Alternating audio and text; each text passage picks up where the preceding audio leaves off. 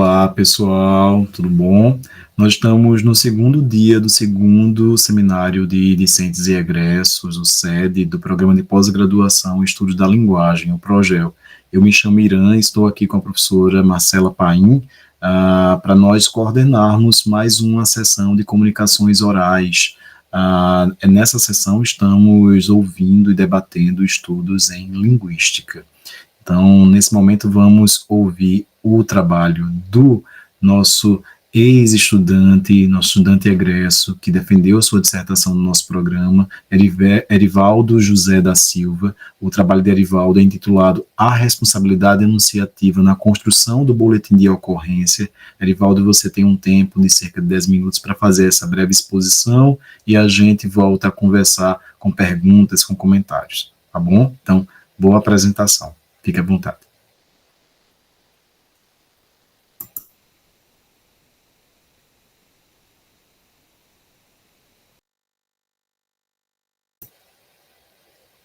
Erivaldo?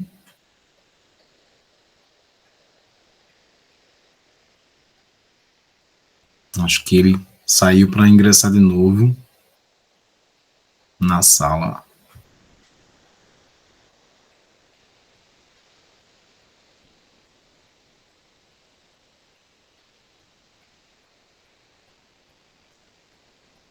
Vamos aguardar.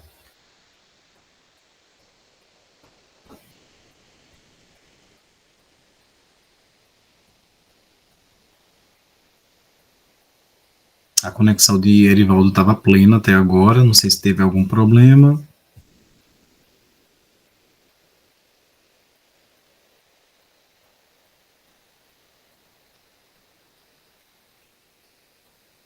Pronto, retornou. Pronto. Deu uma instabilidade, não foi? Certo. A gente está sem ouvir você.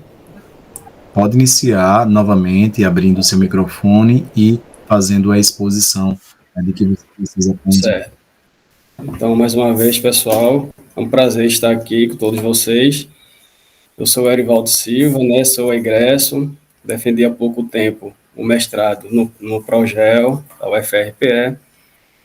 Este não é exatamente o título, né, o trabalho de minha dissertação de mestrado, mas decorre de minha pesquisa com esse corpus, boletim de ocorrência.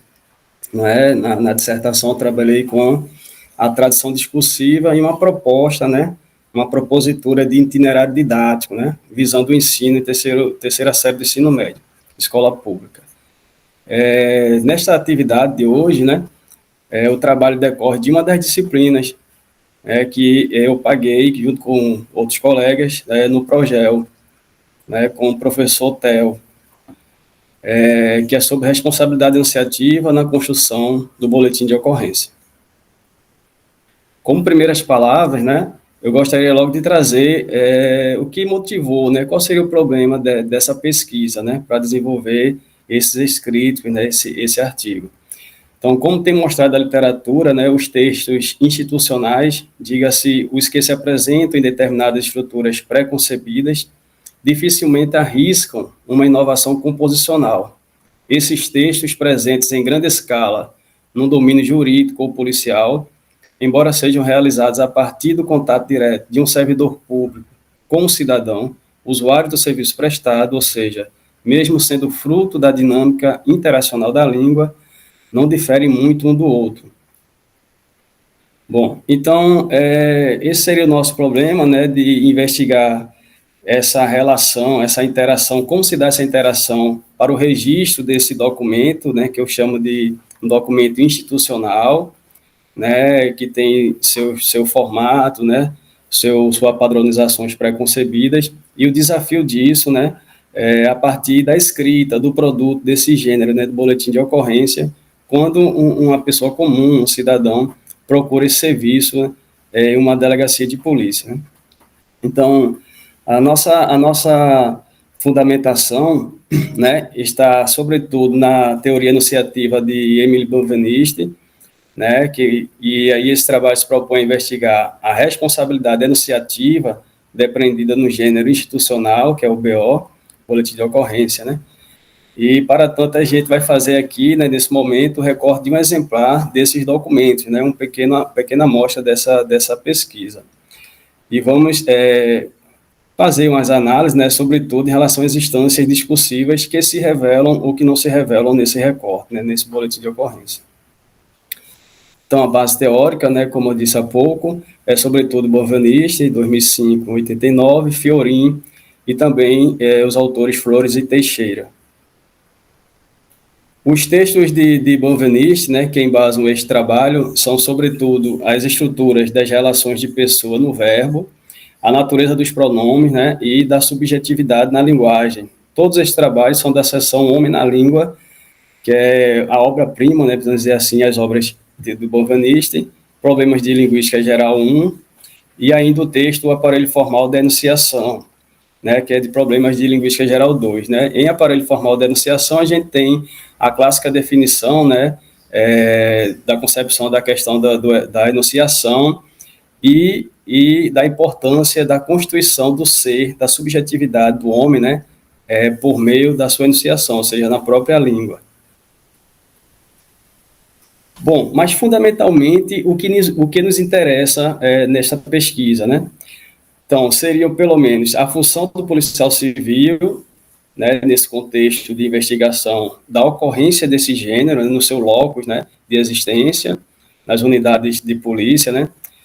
O registrador, como registrador da ocorrência, né, esse policial como registrador dessa ocorrência, o papel da vítima noticiante do fato criminoso, como se dá essa relação com aquela pessoa que se apresenta na unidade policial necessitada de um registro, seja qual for a sua natureza, né, ser registrada, criminal ou não, a apropriação do enunciado, ou seja, o discurso do outro, e a própria enunciação em cena. Então, a apropriação do enunciado do outro é o problema central, né, e isso é preocupante, né, quando a gente se apropria do outro, né, de que maneira isso é concebível, por que isso é permitido, né, qual o olhar crítico, como estudiosos da linguagem, né, sobretudo neste campo, deste recorte de apresentação que estou fazendo aqui, no âmbito da teoria da enunciação, quais são as consequências disso, né, essa apropriação do discurso do outro, né, e a própria enunciação em cena, ou seja, todo o contexto,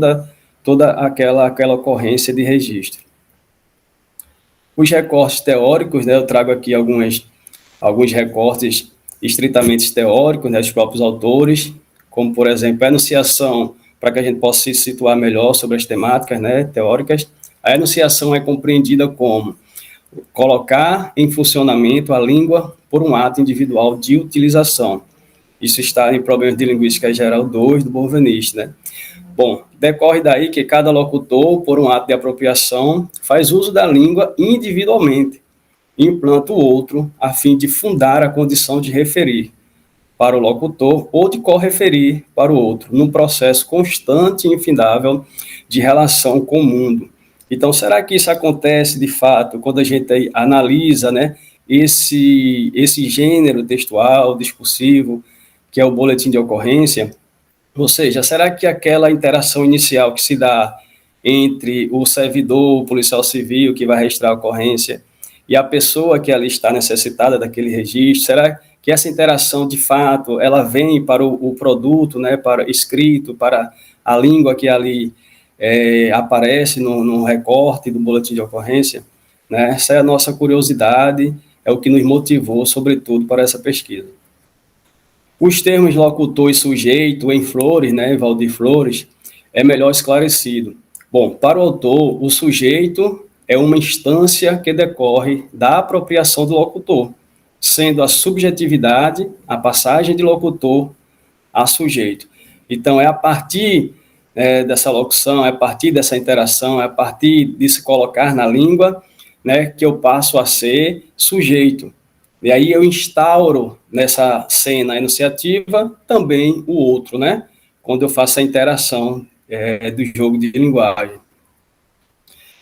O corpus do trabalho e sua prática social. Então, um pouco aqui, rapidamente, né, sobre o boletim de ocorrência e sobre essa prática, né, a função social desse gênero, né. Então, o gênero textual institucional, como eu já falei, por isso ele tem suas padronizações, seu formato, né? Dividido em três sessões, 3 etapas, né? Inicialmente, se registra, se menciona o local do fato, a hora, né? As pessoas envolvidas, né? Questões de documentação, alguns dados pessoais. Na segunda parte desse gênero, nós teríamos objetos da ocorrência, se for o caso, né, como seria a qualificação do objeto, que de fato, no caso de extravio, o que é que foi perdido, no caso do estelionato, né, subtração, por exemplo, perda, né, através do crime de estelionato, de desvio de dinheiro, né, questões onerárias, né. Você tem, no caso do crime, né, de ameaça, o que é que foi dito, se foi usado algum objeto para ameaçar. E a terceira parte, terceira seção do BO, que é o que nos interessa neste trabalho, seria a narrativa, o histórico, né, deste documento. Bom, o BO também atende a diversas circunstâncias, né? Pode ser extravio, ameaça, furto. Então, nós temos diversas modalidades de registro, criminais ou não. Pode ser registrado pela internet, no caso, em alguns casos é permitido, né? Mas o nosso trabalho se detém sobre o boletim, que é registrado presencialmente em unidades policiais. Apresenta estrutura dividida em 3 partes ou seções, como eu falei, e circula também na esfera institucional do Poder Judiciário, ou seja, alcança uma outra esfera discursiva e social. Então, isso mostra também a importância desse estudo e também a importância desse gênero textual, porque não fica apenas naquela esfera inicial, né, da unidade policial, mas ela vai além disso. Em muitos casos, ela demanda muitos outros tempos, outras realidades e circunstâncias no âmbito judiciário, do judiciário também. Um pouco de análise para esse trabalho, né, eu trago aqui para ilustrar melhor toda essa discussão. Eu tenho aqui um recorte dessa terceira seção do histórico, né, do BO, seria um registro de dano, depredação, ameaça, desacato e resistente. Vejam, então um recorte bem complexo, né, que foi nomeado, né, pelo policial desse registro, né, com todos esses elementos, todos esses fatos, essa criminalidade. Então, depredação, ameaça, desacato e resistência. Então, tenho o recorte. Compareceu a equipe da PMPE, comandada pelo CB/PM, esse A é justamente para substituir, para não identificar as pessoas na narrativa. Conduzindo o imputado dos crimes acima relacionados, após realizados os procedimentos que o caso requer, o autuado foi conduzido ao cotel. Veja que é um trecho totalmente truncado, né? Com expressões, inclusive, que a linguística de texto vai chamar de formulaicas, né?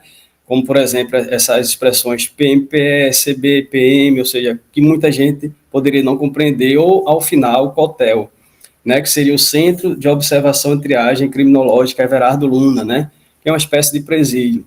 Então, nós temos aí um texto formulaico que contradiz essa teoria, a importância dos estudos da teoria da enunciação, ou seja, é um enunciado que se diz de uma realidade que aconteceu, conforme, né, aqueles que têm, digamos assim, detêm o poder da escrita desse gênero.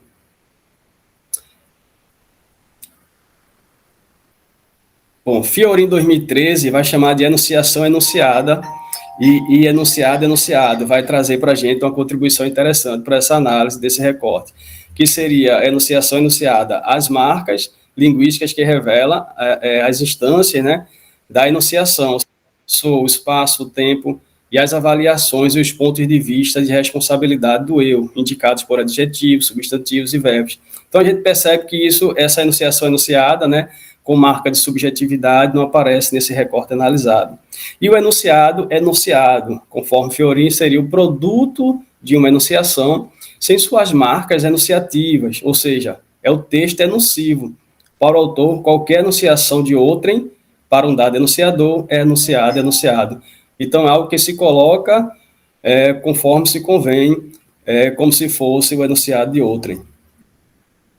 No momento em que a narrativa oral acontece, temos a subjetividade da vítima noticiante sendo ali revelada em seu relato.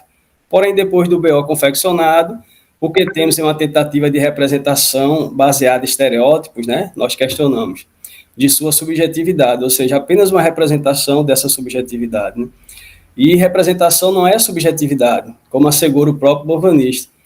Então, o Bovanist vai dizer que o fundamento, né, da subjetividade está no exercício da língua, ou seja, ele mesmo, né, o próprio sujeito, o próprio ser, ele mesmo sobre si mesmo.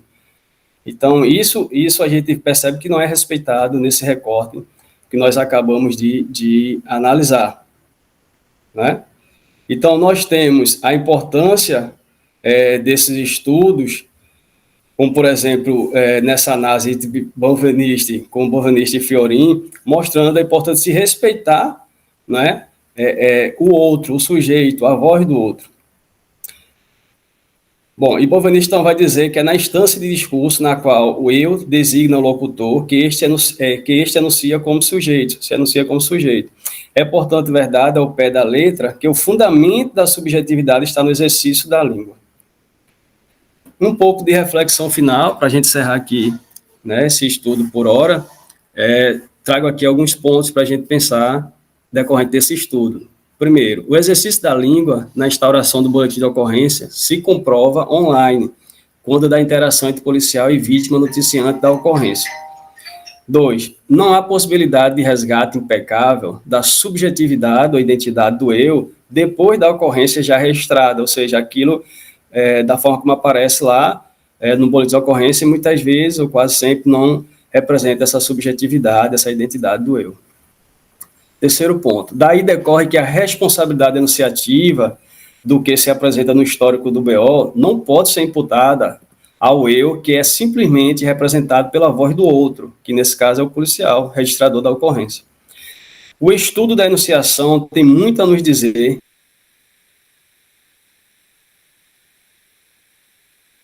e opera sobre as demandas sociais mais diversas.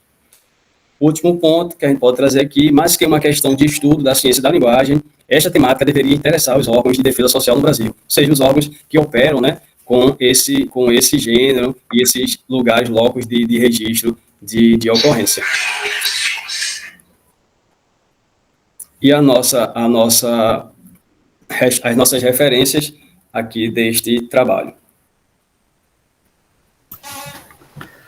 Parabéns, Erivaldo. Parabéns mesmo por sua exposição aqui, tão detida, tão voltada a uma prática científica de fato, por sua história como estudante, mestrando no nosso programa. Ficamos muito felizes em saber que você retorna aqui para poder colaborar, contribuir com o debate científico da linguística num campo que importa para você e importa para a gente também. Muito obrigado, viu? Eu gostaria de abrir também para algumas pessoas que querem fazer perguntas a Erivaldo. Não sei se deu uma travadinha agora na conexão dele. Às vezes também pode dar uma travada na minha conexão aqui, pessoal, acontece, né? Não se preocupem. Então, quem quiser perguntar ou comentar, não sei se ele nos escuta no momento.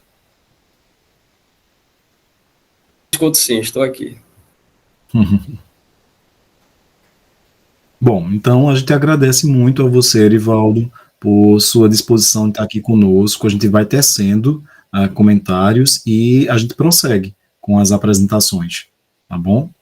Val quer fazer uma pergunta ou um comentário. Por favor, Val. Oi, Erivaldo, oi, Ivan, Marcelo, e a todos que estão na sala. Bom dia. É uma alegria a gente ver um companheiro do nosso programa apresentando trabalho, né? Sobretudo esse de Erivaldo, que me chama a atenção desde quando ele começou o projeto, que a gente já trocou algumas figurinhas. E eu sei que Erivaldo foi orientando a professora Valéria, e ele trabalha com um gênero que é muito interessante e muito usual, né? Infelizmente, na nossa sociedade, a gente tem muitos problemas em que nós, enquanto sujeitos, nos reportamos a essa necessidade de fazer um boletim. E eu queria que ele falasse um pouquinho dessa perspectiva da tradição discursiva, né? Como é que ele vê essa transformação do gênero que ele trabalhou, porque eu sei que ele trabalhou nessa perspectiva também, que ele pudesse trazer, porque às vezes a gente está tão preso aos gêneros emergenciais que a gente se esquece desses que são presentes no nosso dia a dia, são utilitários, são necessários, e a gente pode ter um trabalho rico com esse gênero que ele trabalhou na sala de aula, e a gente deixa sempre em segundo plano, pensando mais nos gêneros que a gente tem visto, né, na perspectiva do emergencial. Como é que a gente poderia, Erivaldo, fazer um trabalho com alunos com essa perspectiva do gênero do boletim de ocorrência, né? Pronto, Val. Isso, agradeço a pergunta, né? E antes de responder, eu queria, inclusive, enfatizar que o próprio professor Irã me deu uma grande força, né, para eu retornar e concluir meu mestrado no Progel. Desde o início, agradeço muito a Irã, amigo de longas datas, né? Val, foi justamente meu trabalho de dissertação, de mestrado, né, com a professora Valéria, que não é exatamente esse recorte que eu trouxe aqui, esse é um desdobramento, né, assim, mais incisivo, vamos dizer assim, né, dissertação é complexa no sentido de tentar mesmo mostrar a possibilidade do ensino desse gênero, né, ou seja, de sair um pouco, né, daqueles gêneros tão tradicionais que a escola, os livros didáticos ainda costumam trabalhar, né. Então, o boletim de ocorrência, amparado pela BNCC, sobretudo, que fala do campo jurídico, né, do campo jurídico e nesse âmbito do discurso, o próprio Marcus fala disso também. Então, a gente tenta fazer um itinerário didático, não só uma sequência didática, mas uma proposta de itinerário didático, ou seja, com base em Chiloin e Dawes, sobretudo, né, e professor Dawes ainda mais, que a gente vai fazer a ocorrência.